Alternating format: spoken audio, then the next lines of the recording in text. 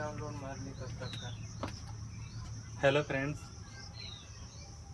आज के इस लेक्चर में जो कि मैथ क्लास 10th का है, आपका हार्दिक स्वागत करते हैं। इस लेक्चर में आपको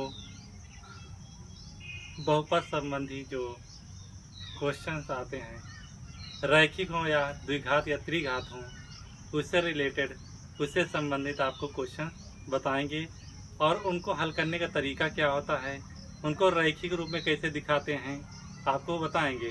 तो आज की क्लास की शुरुआत करते हैं। बहुपद आपको बताया गया है, लेकिन आप लोगों को पहले डायमेंशन के बारे में समझ लीजिए थोड़ा, जिससे आपको इसको सॉल्व करने में कोई समस्या न हो। डायमेंशन जो होता है, आपको पढ़ना क्या है, 10th में आपको केवल 2D पढ़ना है। 2D का मतलब 2 डायमेंशन। अब यहाँ पर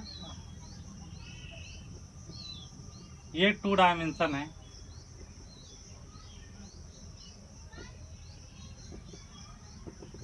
जो बड़ी लाइन होती है उसको हम एक्स अक्ष बोलते हैं। ये पूरी लाइन क्या है, एक प्रकार की एक्स अक्ष है। क्या है? एक्स अक्ष। ये पूरी लाइन क्या है? एक्स अक्ष। और ये पूरी लाइन जो खड़ी लाइन है, हॉरिजॉन्टल है, ऊर्ध्वाधर खड़ी है, इसको क्या बोलते हैं? वाई अक्ष। ध्यान दीजिएगा, इसको आपको ज्यादा विधिवत नहीं बताया जाएगा, नॉर्मली बताया जा रहा है। जब इसकी बारी आएगी विधिवत बताने की, आपको निर्देशांक में पढ़ाएंगे, तो निर्देशांक ज्यामिति में इसको अच्छे से आप लोग पढ़ना। केवल यहाँ पर नॉर्मली बता दे रहे हैं बस। अब देखिए, ये हमारा स्टार्टिंग पॉइंट होता है, जहां पर दोनों रेखाएं एक दूसरे को काटती हैं, वो क्या है? ओ। इसको हम बोलते हैं मूल बिंदु।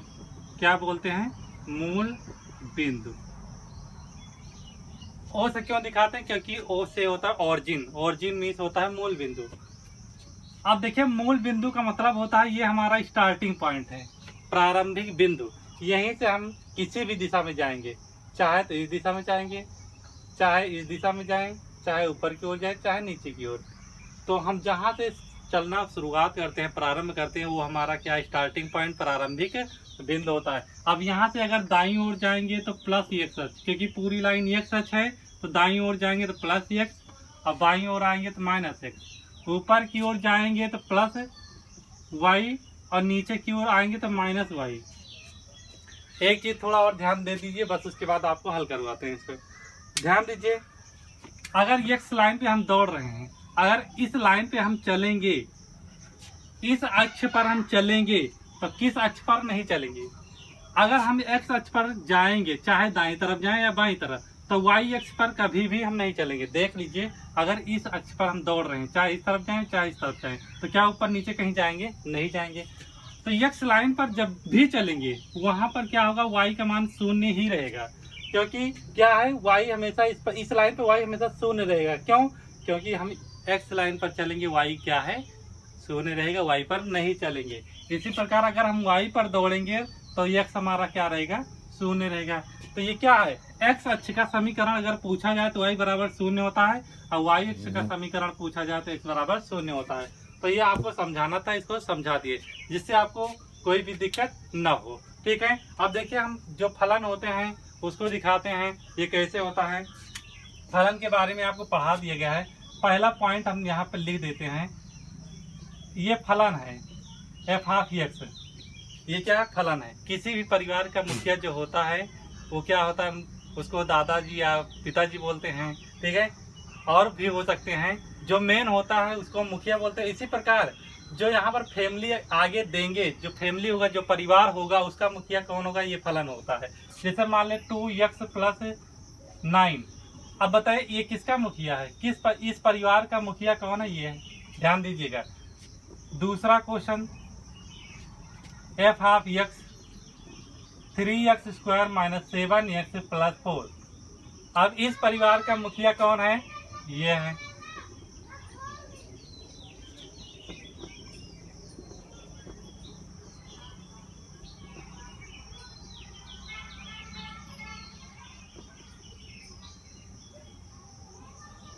अब इस परिवार का मुखिया कौन है?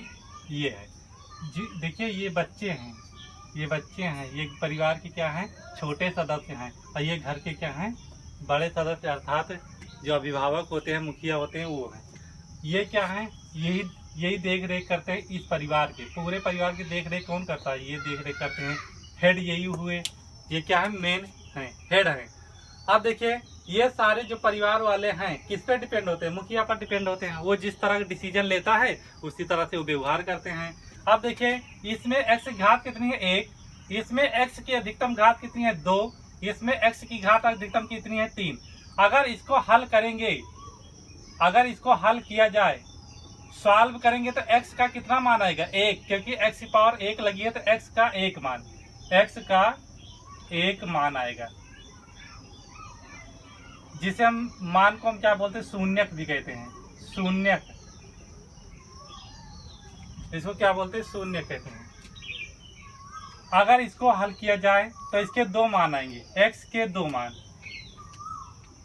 x के 2 मान, अर्थात 2 शून्य हो गए।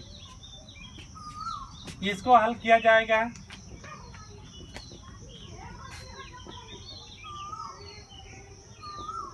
इसको हल करेंगे तो x के 3 मान, मतलब कितने रूट आएंगे। इस शून्य को हम गुणक भी बोलते हैं, शून्य को हम क्या कहते हैं, यहाँ पर हम बोल सकते हैं रूट भी कहते हैं, ठीक है। तो यहाँ पर आप लोग मूल जिसे कहते हैं, मूल भी कह सकते हैं। तो यहाँ पर मान कहते हैं, जिसे हम शून्यक भी कहते हैं, इसको हम शून्यक भी कह सकते हैं। मान को क्या कहेंगे, शून्यक भी कहेंगे। यहाँ पर इसको कहेंगे शून्यक, शून्यक, या इसको हम क्या बोल सकते हैं, इसको और भी कहते हैं मूल, इसको क्या बोलते हैं, मूल भी कहते हैं। अब देखिए ध्यान से, अगर इसको हल किया जाएगा तो x का 1 मान आएगा, क्योंकि इसमें केवल x की घात 1 है। इसको हल करेंगे तो x की 2 घात आएगी, 2 घात है, इसके 2 मान आएंगे। इसको हल करेंगे x के 3 मान आएंगे, क्योंकि घात 3 है। तो अधिकतम घात आपको देखना है, ये यहाँ पर नहीं देखना है, पीछे जो छोटी घातें दी गई हैं इनको आपको नहीं देखना है। जो बड़ी घातें इसमें हैं, इसमें सबसे बड़ी घात ये है तो 1 मान आएगा, इसमें सबसे बड़ी घात 2 है तो 2 मान आएगा, 3 है तो 3 मान आएगा। अब जैसे मान लेते हैं, ये किसको शो करते हैं, ये जो फंक्शन दिए गए हैं, ये घर के हेड है, मुखिया है, और ये शो करते हैं वक्र को। किसको शो करते हैं, वक्र, मतलब कर्व। किसको शो करते हैं, कर्व को शो करते हैं। अब इसके लिए बनाते हैं, पहला पॉइंट के लिए फिगर ड्रॉ करते हैं और समझिए इसको ध्यान से। मान लेते हैं ये डायमेंशन मैंने बना दिया, ये क्या है, डायमेंशन x अक्ष है, और ये क्या है, y अक्ष है। अब देखिए इसको हल करेंगे तो x का कितना मान आएगा, 1 मान आएगा। अगर इसको हल किया जाए तो x का कितना मान आएगा, 1 आएगा। इसका मतलब जो वक्र हमारा दिया गया है, x को कितनी बार कट करेगा, x लाइन को एक ही बार कट करेगा या टच करेगा। कट भी कर सकता है और टच भी कर सकता है। तो यहाँ पर हम मान लेते हैं ये ऐसे गया है, और ये देखिए x लाइन को, y को नहीं देखना, y को चाहे जहां काटे, ये चाहे जहां प्रतिच्छेदित करे, काटे, इंटरसेक्ट करे, उससे मतलब नहीं है। ये वाली रेखा कहाँ पर टच कर रही है, यहाँ पर टच कर रही है। तो x का, अगर x लाइन को अगर एक स्थान पर टच करेगी, अर्थात काटेगी, या तो टच कर दे या काट दे, तो उसको बोलेंगे x का 1 शून्य, x का 1 शून्य। या तो इस तरह भी हो सकता है, इस तरह भी दिखा सकते हैं और इस तरह भी दिखा सकते हैं, कि मतलब कोई वक्र है वो क्या है, एक बार टच कर रहा है, तब भी। तो यहाँ पर x लाइन को, जो हमारा वक्र दिया गया है, वक्र हमारा x लाइन को, ये भी एक प्रकार का वक्र है जो कि रैखिक है। क्या है, रैखिक रूप में दिया गया है। ये वक्र ही है लेकिन रेखा के रूप में दिया गया है। ये वक्र है जो परवलय के रूप में दिया गया है। इसको आप देखिए ध्यान से, ये वक्र इस लाइन को कट तो नहीं कर रही है लेकिन टच कर रही है। कितने स्थानों पर, x लाइन को देखना है, केवल x लाइन को केवल एक स्थान पर टच कर रही है, इसलिए यहाँ पर x का 1 शून्यक होगा, 1 शून्यक होगा। तो बच्चों ये आपको पहला वाला बता दिया गया कि अगर आपको कोई वक्र दिया जाएगा तो आप यहाँ पर x लाइन पर गिन लेना कि ये रेखा कितनी बार कट कर रही है। जितनी बार कट करेगी या टच करेगी उतने ही मान उसके प्राप्त हो जाएंगे। अब दूसरा पॉइंट आपको दिखाते हैं, द्विघात समीकरण वाला। मान लेते हैं ये वक्र एक्स प्लेन है और ये वाई प्लेन है, ये वाई प्लेन है। अब देखिए मान लेते हैं एक वक्र ऐसे गया है। अब बताइए ये जो वक्र गया है ये कितनी बार एक्स को काट रहा है। एक यहाँ पर काट रहा है, एक यहाँ पर काट रहा है। एक मान यहाँ पर मिलेगा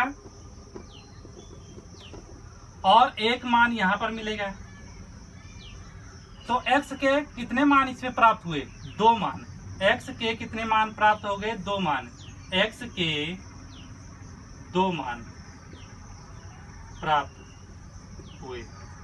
इसमें x के 2 मान प्राप्त हुए क्योंकि ये वक्र ही हमारा क्या मुखिया है, f ऑफ x है। वक्र ही हमारा मुखिया है, f ऑफ x है। जो वक्र होता है उसको हम क्या है, f ऑफ x से प्रदर्शित करते हैं और उसको देखते हैं वक्र कितनी बार x को काटता है। y से मतलब नहीं, केवल x को देखना है बस। अब ये इस तरह भी हो सकता है, मतलब ये द्विघात को शो कर रहा है क्योंकि x के 2 मान किसमें आते हैं? द्विघात समीकरण में आते हैं। इसमें अधिकतम 2 घात है ना, तो द्विघात समीकरण है। द्विघात समीकरण के लिए x के 2 मान होते हैं, तो x लाइन को 2 बार क्या है, कट कर रहा है। ये इस तरह भी हो सकता है, यहाँ पर टच करें, यहाँ पर टच करें, तो x लाइन को कितनी बार टच कर रहा है वक्र? जो f ऑफ x दिया गया है x लाइन को कितनी बार टच कर रहा है? 2 बार टच कर रहा है। तो x के कितने मान है? x के 2 मान। तो टच भी कर सकता है और काट भी सकता है, इंटरसेक्ट भी कर सकता है। तो चाहे टच करे चाहे काटे, लेकिन किस लाइन को देखना है? एक्स लाइन को। वाई को हमें नहीं देखना। वाई को चाहे जितनी बार इंटरसेक्ट करे, प्रच्छेदित करे, उससे मतलब नहीं है। अब त्रिघात वाले को देख लेते हैं। एक्स के 3 मान जैसे प्राप्त हो, मान लेते हैं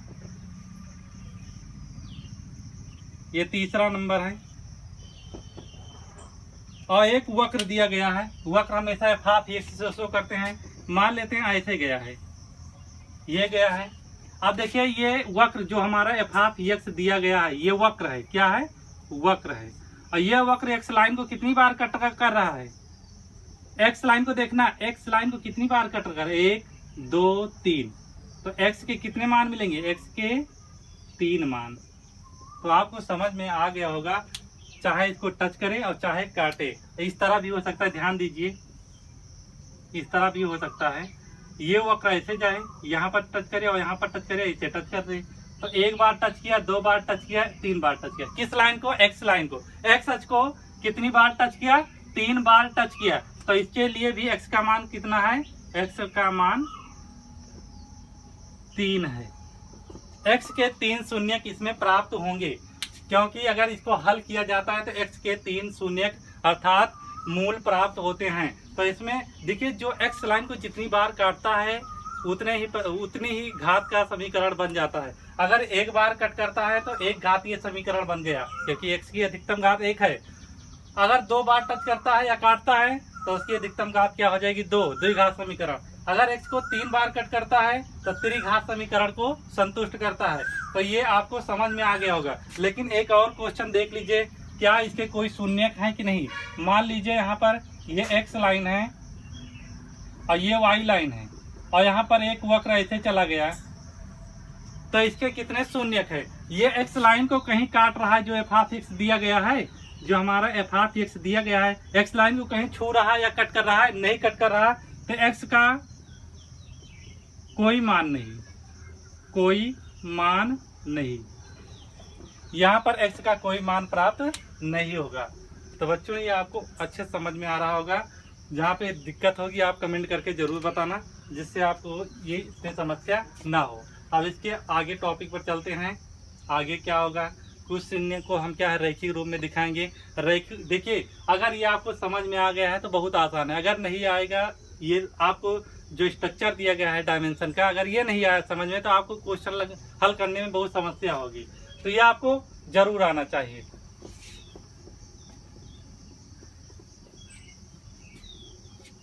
आप वीडियो को लास्ट तक जरूर देखें। वीडियो को लास्ट तक देखेंगे तो आपको बहुत अच्छा लगेगा पढ़ने में, और आपको जो समस्या होगी कमेंट करके बता सकते हैं। कुछ बच्चे हैं थोड़ा सा वीडियो देखते हैं, बढ़ा कर देखते हैं। आप लोग तैयारी कीजिए अच्छे से एग्जाम की, अभी से तैयारी करेंगे तभी आपको अच्छा नंबर मिलेगा। अब चलते हैं अगले टॉपिक पर, जो कि हम क्या है,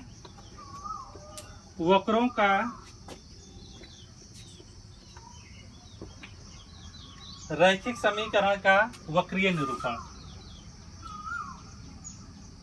रैखिक समीकरण का ग्राफीय निरूपण।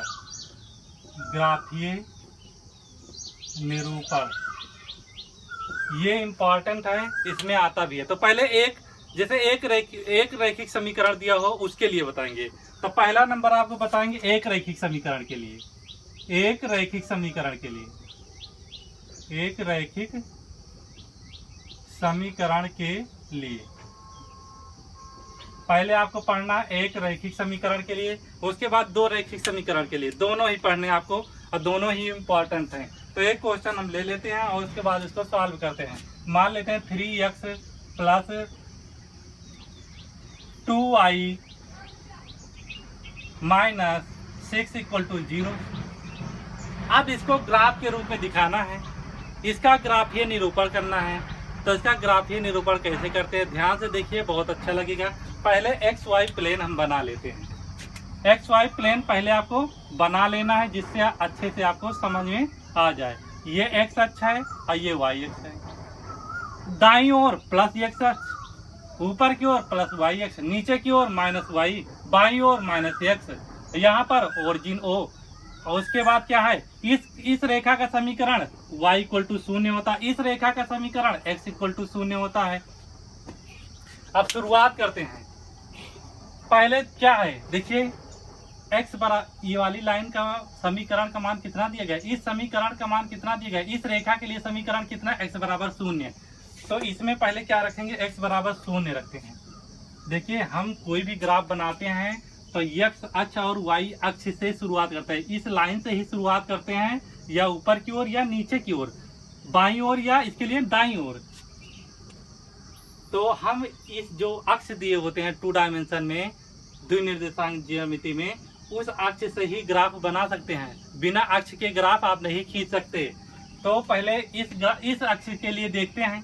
इस अक्ष के लिए देखेंगे तो इस अक्ष का मान कितना दिया गया, समीकरण x = 0। x = 0 के लिए ध्यान से देखिएगा, इसमें x = 0 रखते हैं जहां x है। तो यहाँ पर 3 मल्टीप्लाई क्या होगा 0 + 2 और यहाँ पर y का मान तो दिया नहीं, y रख देंगे। और 6 को हम क्या दूसरी तरफ भेज देंगे तो क्या हो जाएगा, जब इसको पक्षांतर करेंगे दूसरी तरफ भेजेंगे तो प्लस में हो जाएगा 6।